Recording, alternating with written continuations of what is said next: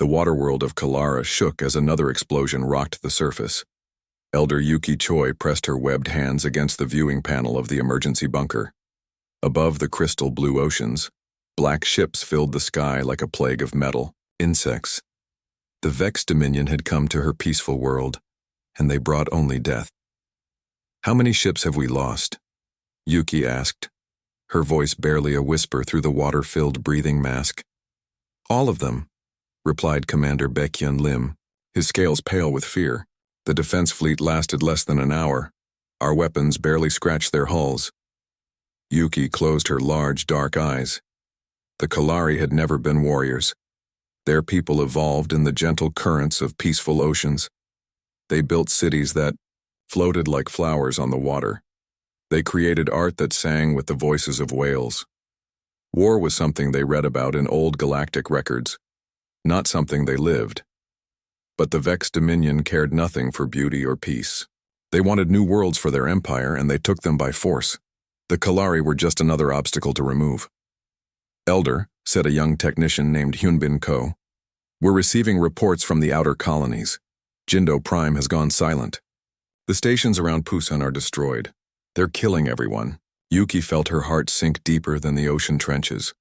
The Vex weren't just conquering their worlds. They were erasing the Kalari people from existence. "What about the other galactic powers?" she asked. "The Trade Federation? The Scientific Alliance?" Commander Lim shook his head. "They sent messages of concern, but no ships. Everyone is afraid of the Vex. They say it's not their problem." Above them, another massive explosion lit up the bunker with red light. Yuki could hear the screams of her people echoing through the water channels. Families were dying, children who would never grow up to see the beauty of their world. "There has to be someone," she whispered. "Someone in this vast galaxy who will help." The young technician Hyunbin looked up from his console. "Elder, there are stories. Old tales from the trade routes. They speak of a species from the far rim, from worlds so dangerous that most people call them death planets." Death planets, Yuki had never heard such a term. Worlds with poisonous air, deadly weather, and creatures that hunt in packs. The traders say there's a species that not only lives on these worlds but thrives there. They call them humans. Commander Lim made a sound of disbelief. Fairy tales. No species could survive on such worlds, but Hyunbin was already working at his console. "The stories say they're warriors by nature, that they fight not just for conquest but for things like honor and protecting others. They say humans will answer a call for help even from strangers." "Even if such beings exist," the commander said, "why would they risk their lives for us? We have nothing to offer them." Yuki stared at the young technician. Hope was a dangerous thing when your people were dying, but it was all they had left. "Hyunbin, can you send a message to their space?" "I can try, Elder, but I don't know if they're real, or if they'll listen, or if they'll even understand our language." Another explosion shook the bunker. This one was closer. The Vex were moving toward the population centers. Soon, there would be nowhere left to hide. "Send the message," Yuki ordered. "Tell them who we are. Tell them what's happening to us. Tell them we're dying, and we have no one else to turn to." Hyunbin's fingers moved across the controls. "What should I say about payment? About what we can give them in return?" Yuki thought of her people's art, their music, their stories of the deep waters. What could they offer to warriors from death worlds? "Tell them the truth, that we have nothing to give except our gratitude, that we're just asking for help because it's right." The message was simple. It contained recordings of the Vex attacks, images of the Kalari people, and a plea for help from anyone who would listen. Hyunbin encoded it in every known galactic language and fired it toward the outer rim, toward the mysterious region where the Death World humans supposedly lived. "Message sent, Elder," he reported. "But it will take time to reach them, if they exist at all." "How long?" Yuki asked. "If they're where the stories say, maybe 3 days for the message to reach them. 3 more days for any response." Yuki looked around the bunker. The air recyclers were failing. Food was running low. The Vex ships above were systematically destroying every Kalari structure they could find. "We don't have 6 days," Commander Lim said quietly. "Then we fight," Yuki replied. "We hold on as long as we can. If these humans are real, if they're coming, we need to survive long enough to see them. The bunker shook again. Through the walls, they could hear the sound of Vex ground forces moving through the city above. The enemy soldiers laughed as they destroyed the beautiful coral towers that had taken centuries to grow. "Elder," whispered a young Kalari mother named Jiyeon Park, holding her child close. "Do you really think they'll come? These Deathworld humans?" Yuki looked at the child, barely old enough to swim on her own. She thought of all the children who had already died, all the ones who would die if help didn't come. "I don't know," she said honestly. "But I choose to believe. Sometimes belief is all we have." In the depths of space, the message traveled at the speed of light, racing toward the distant worlds where humans lived. It carried with it the hopes of a dying people, the desperate plea of a species facing extinction. The message was small and fragile compared to the vast darkness of space. But it carried something powerful, the cry of the innocent asking for help from strangers they had never met. On the water world of Kalara, Elder Yuki Choi and her people waited. They hid in their bunkers and hoped that somewhere in the galaxy, someone would hear their call and answer. Above them, the Vex ships continued their work of destruction, confident that no one would dare to challenge them. They had never met humans before. They were about to learn why some species were called Deathworlders. Admiral Hana Kim stood on the bridge of the battleship Iron Phoenix, watching the stars through the main viewer. The ship was massive, built like a fortress that could fly through space. Its hull was thick enough to survive the radiation storms of their homeworld, and its weapons could crack asteroids in half. "Admiral," called Dr. Minho Park from the science station, "we're receiving a signal from outside the sector. It's not from any human world." Hana turned toward him. Dr. Park was young for a chief science officer, but he had the best mind for languages and codes in the fleet. If anyone could figure out an alien message, it was him. "Put it on screen," she ordered. The main viewer flickered, and suddenly they were looking at something none of them had ever seen before. The being in the recording had smooth, blue-gray skin that seemed to shine like water. Large, dark eyes looked out at them with desperate hope. When it spoke, the words were strange, but the computer was already working to translate. "We are the Kalari people," the translation came through the speakers. "Our worlds are under attack. The Vex Dominion is destroying everything we have built. They are killing our children, burning our cities, and laughing as they do it. We have nowhere else to turn. We send this message to the legendary warriors of the Deathworlds. If you exist, if you can hear this, please help us. We have nothing to offer you except our gratitude, but we are dying, and you are our last hope." The bridge fell silent. Hana felt something cold and hard settle in her stomach. She had seen many things in her 20 years of service, but the look in that alien's eyes was something she would never forget. "Show me the data," she said quietly.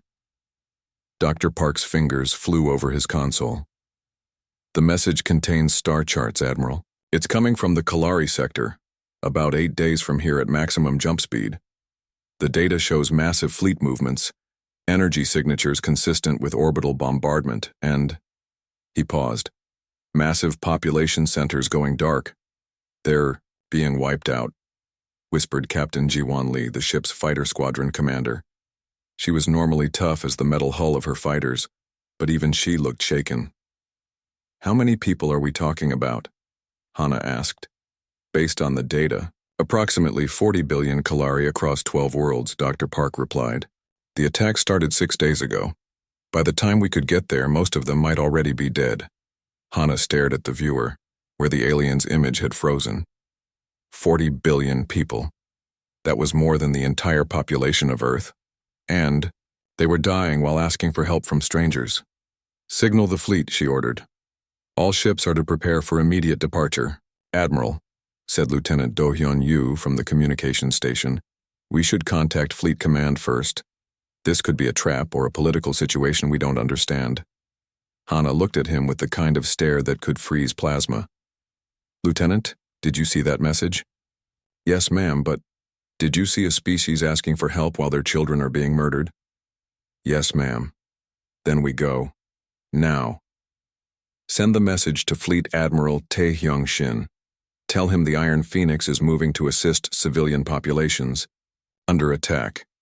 He can follow or not, but we're not waiting.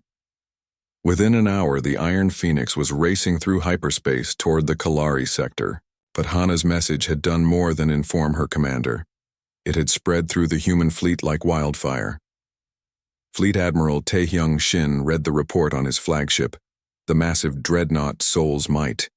He was a careful man, someone who thought through every decision. But when he saw the Kalari message, something primal stirred in his chest. "How many ships can we deploy immediately?" he asked his aide, Commander Soo-Young Kang. 37 battleships, 12 carriers, and 40 support vessels, sir. But Admiral, we don't know anything about this Vex Dominion. They could have superior technology, or this could be some kind of political trap. Taehyung looked at the frozen image of the desperate Kalari. "Commander, my grandfather used to tell me stories about old Earth, about times when evil people did terrible things, and good people had to choose whether to look away or stand up. He said the measure of a person wasn't their strength or their wealth, but whether they would fight for strangers who couldn't fight for themselves." "Sir?" "Signal the fleet. All available ships are to prepare for immediate deployment. We're going to the Kalari sector." "All of them, sir?" "That's almost the entire Third Fleet." "All of them," Taehyung confirmed. "If someone is murdering innocent people and asking for our help, then by God we're going to give it to them." The response was unprecedented in human military history. Within 6 hours, the largest human fleet ever assembled was racing through hyperspace toward an alien sector they had never seen before, to help people they had never met, against an enemy they knew nothing about. Engineer Myung-Soo Lim worked frantically in the engine room of the Soul's Might, pushing the massive ship's drives to their maximum safe speed. Around him, other engineers did the same on dozens of ships, all racing to reach the Kalari before it was too late. "How much faster can we go?" asked his assistant, technician Ji-Hyun Nam. "We're already past the recommended safety limits," Myung-Soo replied, sweat beading on his forehead as he monitored the engine readouts. "But we can push harder if we have to." "Is it worth the risk? We don't even know if any of them are still alive." Myung-Soo thought about the message, about the look of desperate hope in the alien's eyes. If it was Earth under attack, if it was our families being murdered, wouldn't you want someone to risk everything to help us? On the bridge of the Iron Phoenix, Admiral Hana Kim watched the hyperspace readings. They were still 4 days out from the Kalari sector. Behind them, the signatures of the entire human fleet showed up on her sensors like a constellation of stars, all racing toward the same destination. "Admiral," Dr. Park reported, "we're receiving regular updates from the other ships. Everyone's pushing their engines to maximum. The fleet engineers estimate we can cut our travel time to 6 days instead of 8. "Still might not be enough," Captain Lee said grimly. "Then we'll save whoever we can," Hana replied. "And we'll make sure the ones who did this pay for it." Dr. Park looked up from his console. "Admiral, I've been studying the Kalari message. Their technology level, their cultural references, everything about them suggests they're a peaceful species. They have no military tradition, no warrior culture. They're artists and builders." "Your point, Doctor?" "They're exactly the kind of people who need someone to protect them. The kind of people who would never hurt anyone but who get hurt by those who would." Hana nodded. "Then we'd better hurry." In the depths of hyperspace, the human fleet raced toward destiny. They were going to help strangers, to fight unknown enemies, to risk everything for people they had never met. They did it not for profit or politics, but because someone had asked for help. They were about to show the galaxy what it meant to be human. The human fleet dropped out of hyperspace at the edge of the Kalari sector like a metal storm erupting from the void. Admiral Hana Kim stared at the tactical display on the Iron Phoenix's bridge, trying to process what she was seeing. "My God," whispered Dr. Minho Park. "What have they done?" Where star charts showed there should be thriving worlds, now there were only debris fields.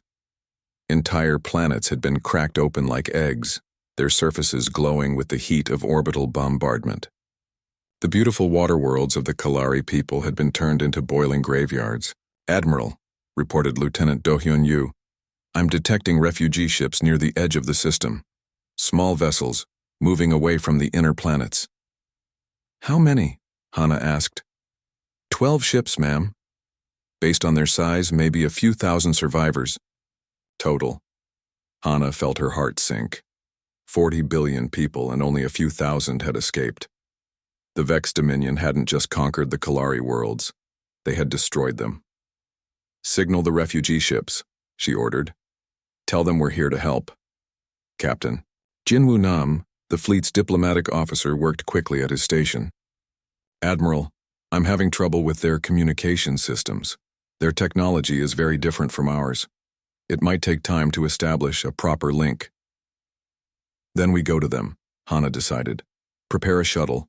Small crew, minimal weapons. We don't want to scare them. Dr. Yunji Han, the ship's xenobiologist, looked up from her console. Admiral, I've been studying the recordings from their original message. The Kalari are an aquatic species. They need water-rich environments to survive. Their ships are probably flooded inside. Can we adapt? I can modify some underwater gear. It won't be comfortable, but we can breathe and communicate. An hour later, a small human shuttle approached the largest Kalari refugee ship. Inside the shuttle, Captain Nam and Dr. Han wore modified diving suits that would let them survive in the water-filled environment of the alien vessel.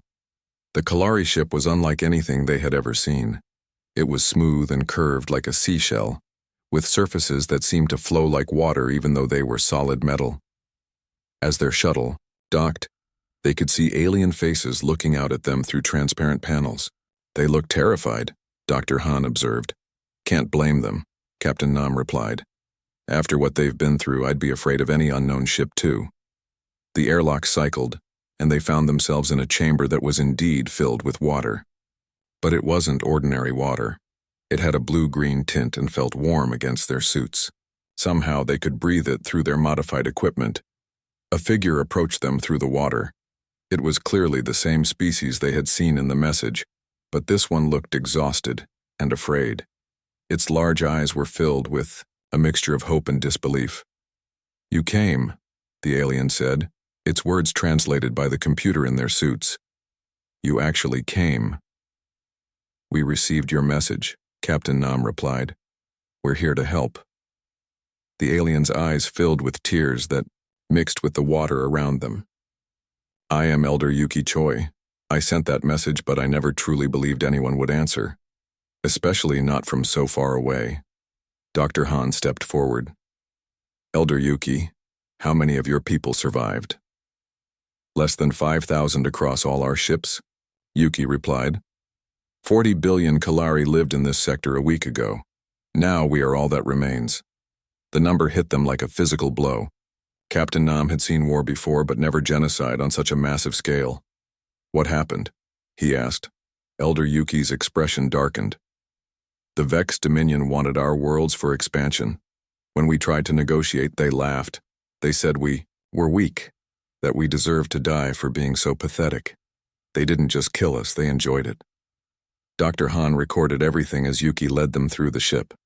The refugees they saw were clearly traumatized. Many had lost their entire families. Children floated close to adults, afraid to be alone even for a moment.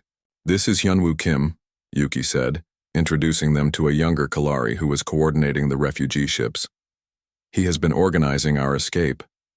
Hyunwoo looked at the humans with wonder. The stories were true. Deathworlders actually exist.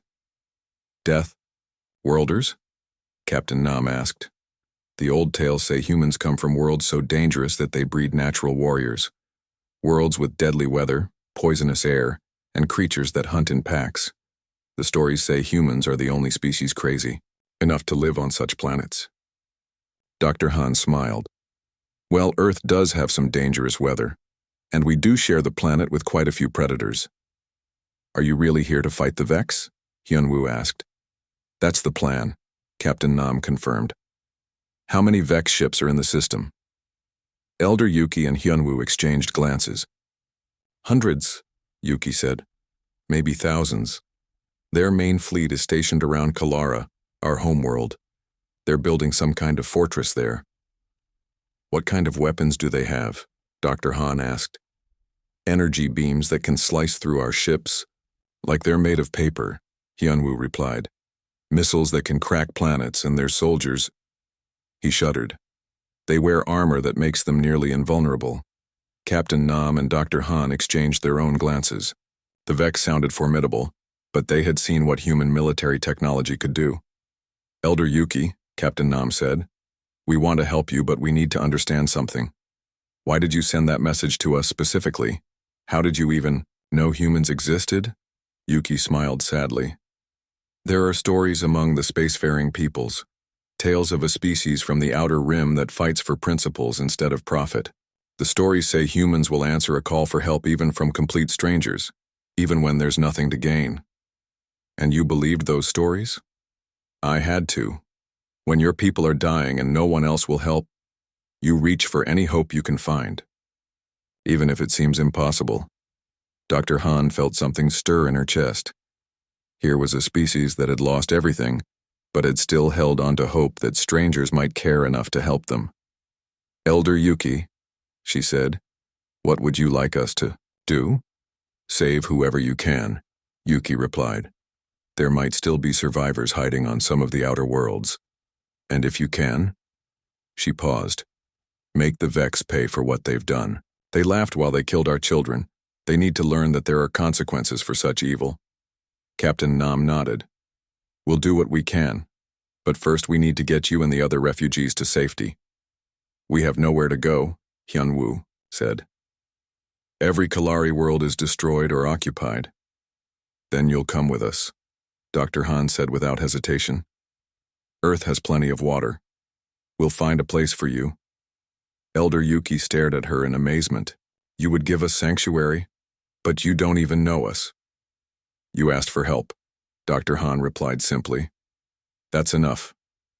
As they prepared to return to their shuttle, Elder Yuki touched Captain Nam's arm. Why? She asked. Why would your people risk their lives for strangers? What do you gain from this? Captain Nam thought for a moment. My grandmother used to say that there are only two types of people in the universe. Those who hear a cry for help and turn away, and those who hear it and come running. We're the second type. Back on the Iron Phoenix, Admiral Hana Kim listened to the report from the shuttle team. Around her, the entire human fleet had taken positions around the refugee ships, providing protection while they figured out their next move. So the Vex are still in the system, she said. Yes, ma'am, Captain Nam confirmed. Building some kind of base on the Kalari homeworld. Then that's where we're going, Hana decided. Signal Fleet Admiral Shin. Tell him we have 5,000 refugees to protect and a genocide to answer for. On the refugee ships, Elder Yuki Choi watched through her viewing panel as dozens of massive human warships formed a protective formation around her people. For the first time in a week, she felt something she had almost forgotten. Hope. War Prime Skorthak stood on the command deck of his flagship, looking down at the broken world of Kalara through the viewing screen. The beautiful water planet was now a smoking ruin, its oceans boiled away by orbital bombardment. The Vex had built their new fortress where the largest Kalari city once stood. War Prime reported his aide. Our scouts have detected unknown vessels at the edge of the system. The ships don't match any known galactic military designs. Skorthak barely looked up from his tactical display. The Vex had crushed a dozen species in the past year alone. Probably some minor power trying to look important. Send 3 cruiser squadrons to deal with them. Yes, War Prime. Shall we demand their surrender first? No. Destroy them immediately. I want word to spread that this sector belongs to the Vex now. But 20 minutes later, the aide returned with panic in his voice. War Prime. The cruiser squadrons are reporting heavy resistance. These unknown ships are fighting back with unexpected effectiveness. What? Skorthak turned to stare at him. 3 cruiser squadrons should be able to handle any minor power's fleet. That's just it, sir. Our scouts are saying there aren't just a few ships. There are dozens of them, large ones, and they're moving toward the inner system. For the first time, Skorthak felt a flicker of concern. The Vex Dominion had crushed the Kalari so easily because the aquatic species had no military tradition, but someone with enough ships to challenge 3 cruiser squadrons was a different matter. Show me the tactical display. he ordered. What he saw made his blood run cold. The unknown fleet wasn't running from the Vex cruisers. They were advancing, straight toward them, weapons blazing, and as he watched, one of his cruisers exploded in a ball of fire. "Who are these people?" he demanded. "Unknown, War Prime. But they're broadcasting a message." "Put it through." The screen flickered, and suddenly Skorthak was looking at something he had never seen before. The being was clearly alien, but it looked dangerous in a way that made his skin crawl. It had small eyes that burned with cold fire, and when it spoke, its voice was like the growl of a predator. "This is Fleet Admiral Taehyung Shin of the Human Defense Fleet," the creature said. "You have committed genocide against the Kalari people. Surrender immediately or we will destroy every one of your ships." Skorthak stared at the image. "Humans. I've never heard of this species." "Shall we reply, War Prime?" "Yes." "Tell them they're interfering in Vex territory. Tell them to withdraw, or face the consequences." But the human admiral's response came immediately. "The only consequence here will be justice for the innocent people you murdered. You have 10 minutes to begin evacuating civilian areas. After that, we're coming for you." Skorthak cut the transmission with a snarl. "Arrogant fools. They have no idea what they're facing. Order the entire fleet to combat positions. We'll crush these humans and use their wreckage to decorate our new fortress." The Battle of Kalara began with a fury that shocked both sides.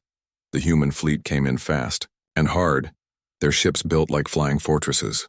Admiral Hana Kim led the attack in the Iron Phoenix, her weapons blazing as she targeted the largest Vex ships.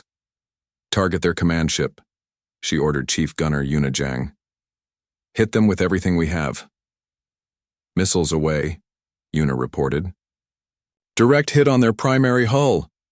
But the Vex ship didn't fall. Its shields held against the barrage and it returned fire with energy beams that lit up space like artificial lightning. "Shields down to 60%, reported the tactical officer. "Their weapons are more powerful than we expected." "Then we get closer," Hana said grimly. "All ships, advance to close range. Let's see how they handle a knife fight." What followed was unlike any battle the galaxy had ever seen. The humans fought with a ferocity that seemed impossible to the Vex. When their shields failed, they kept advancing. When their weapons overheated, they rammed enemy ships. When their hulls were breached, they sealed the damage and kept fighting. Captain Ji-won Lee led her fighter squadrons through the chaos like a deadly dance. Her pilots flew their small craft into situations that should have been suicide, weaving between massive capital ships and striking at weak points with surgical precision. "Red Squadron, follow me in," she called over the radio. "We're going to take out their main gun batteries." "Captain, those guns are protected by point defense systems," replied her wingman, Lieutenant Sun-woo Park. "We'll never get through." "Mind and learn," Ji-won said with a grin that would have terrified the Vex if they could have seen it.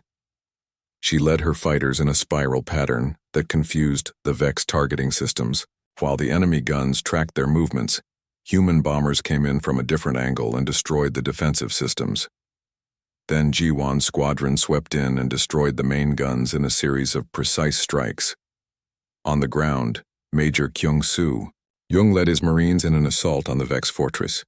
The humans moved through the ruined Kalari city like ghosts, using the broken buildings for cover as they advanced toward their target. "Remember," Kyung-soo told his troops over the radio, "these monsters laughed while they killed innocent people. They thought it was funny. Show them what we think is funny." The Vex had never faced anything like human Marines.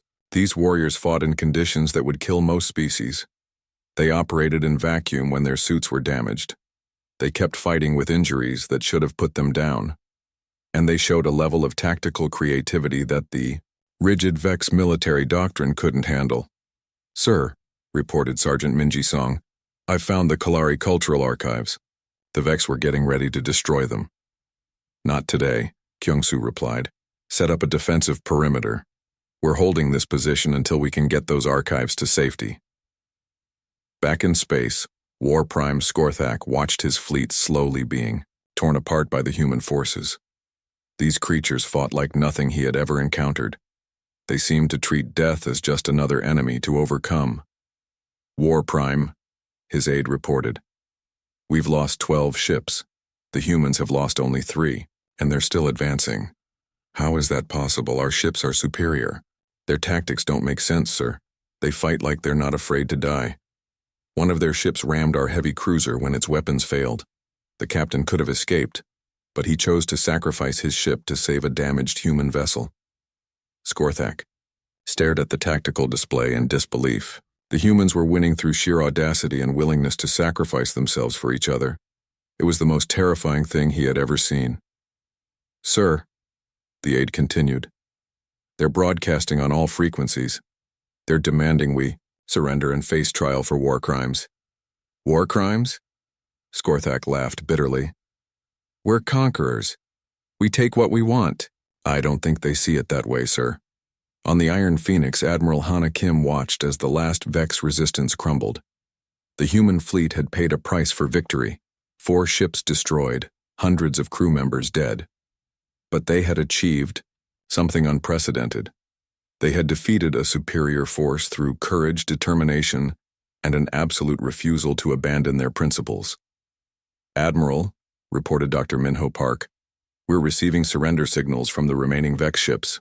Accept their surrender, Hana ordered, but keep our guns trained on them. I don't trust these monsters not to try something. Elder Yuki Choi watched the battle from the refugee ship, tears streaming down her face as she saw the humans fighting and dying to avenge her people. She had asked strangers for help, and they had given everything to answer her call. Why? She whispered to Captain Jinwoo Nam, who was still aboard her ship. Why would your people sacrifice so much for us? Captain Nam looked tired, but his eyes were bright with pride. Because that's what humans do. We hear a cry for help and we answer. We see evil being done and we stop it. It's not about profit or politics. It's about being human. As the smoke cleared over the ruined world of Kalara, the galaxy had learned something new. There was a species out there that would cross the void to help strangers. A species that fought not for conquest, but for justice. The humans had answered the call, and the universe would never be the same. The final battle for Kalara lasted 18 hours. When it ended, the waterworld's surface was littered with the wreckage of Vex ships and the smoking ruins of their fortress. But victory had come at a price that would echo through human history. Admiral Hana Kim stood in the medical bay of the Iron Phoenix, looking down at the rows of beds filled with wounded crew members. Dr. Yoonji Han moved between them, doing what she could to save lives, but some injuries were beyond even human medical technology. How many? Hana asked quietly. 237 dead, Dr. Han replied without looking up from her patient. 412 wounded. The Soul's Might took the worst of it when they shielded the refugee ships during the final assault. Hana closed her eyes.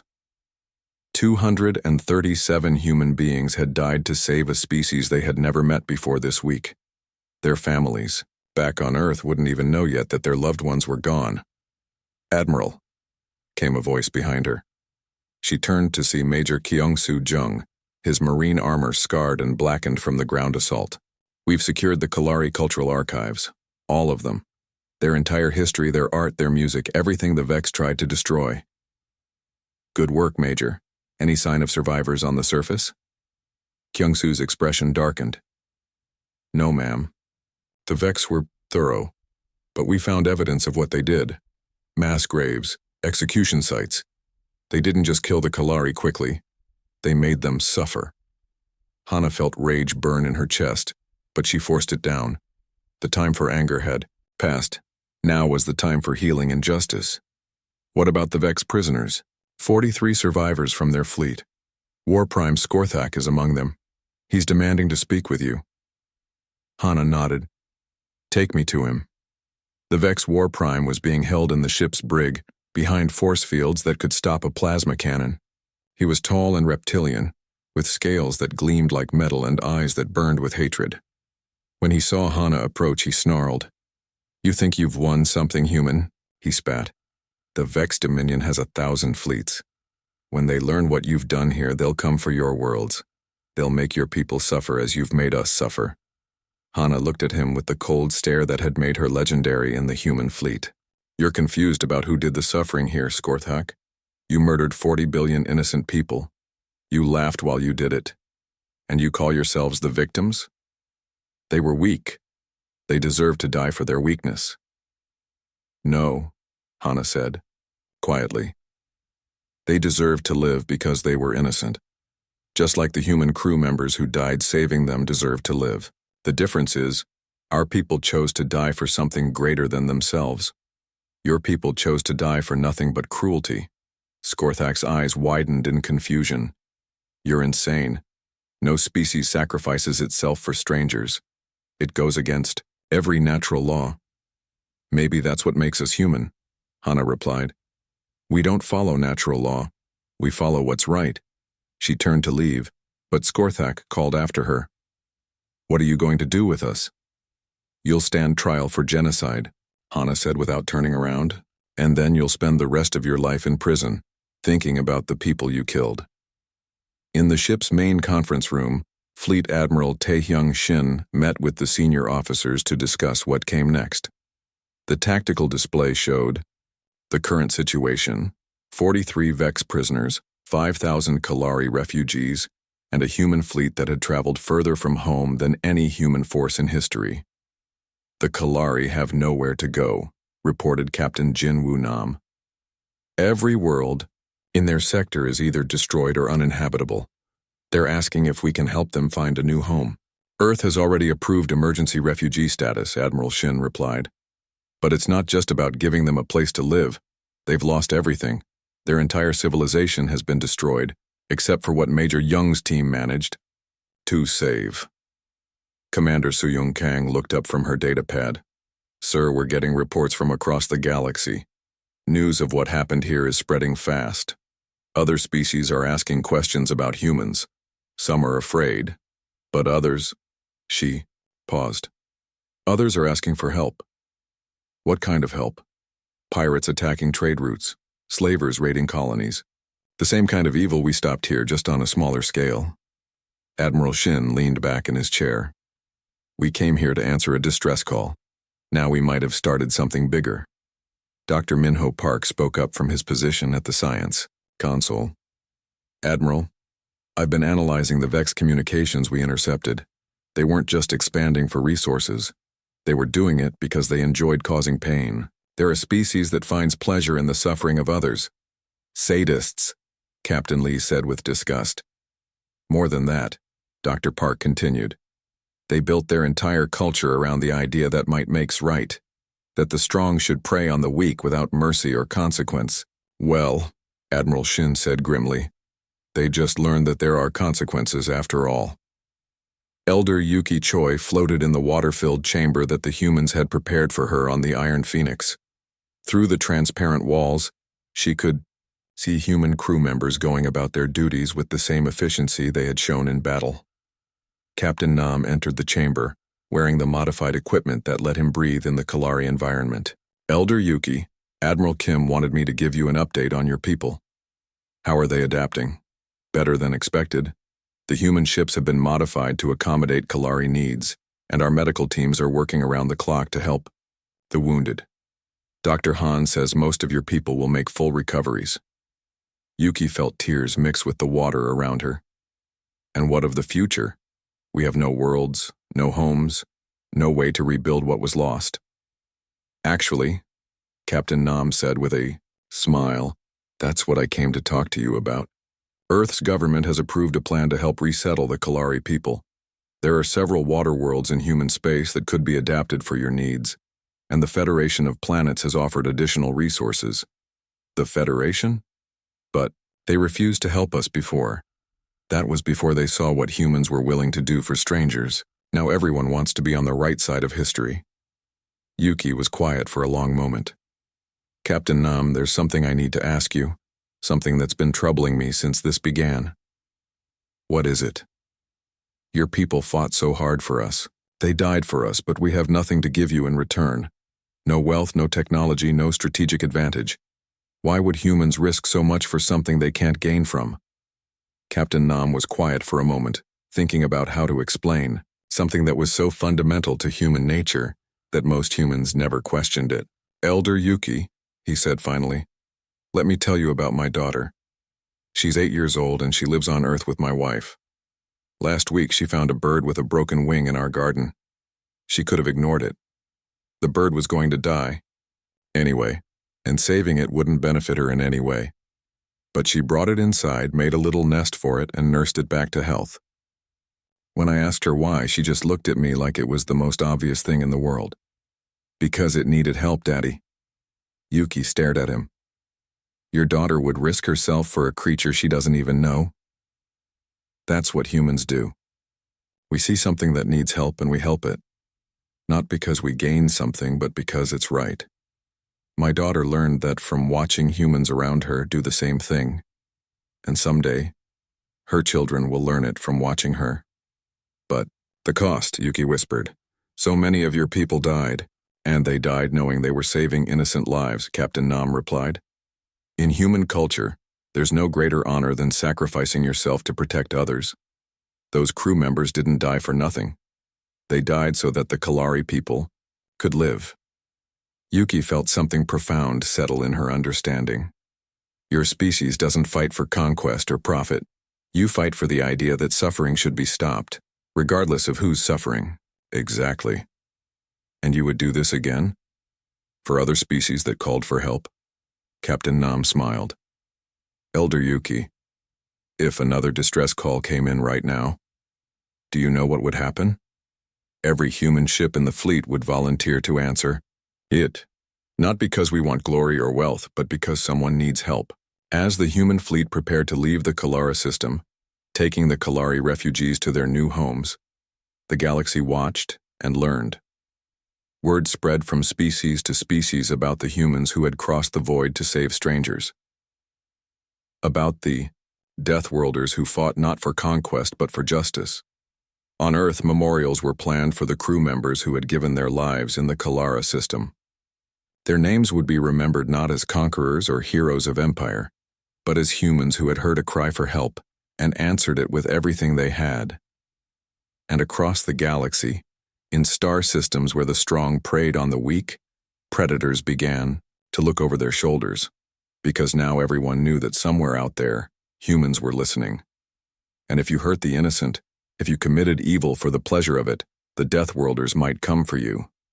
The age of human intervention had begun.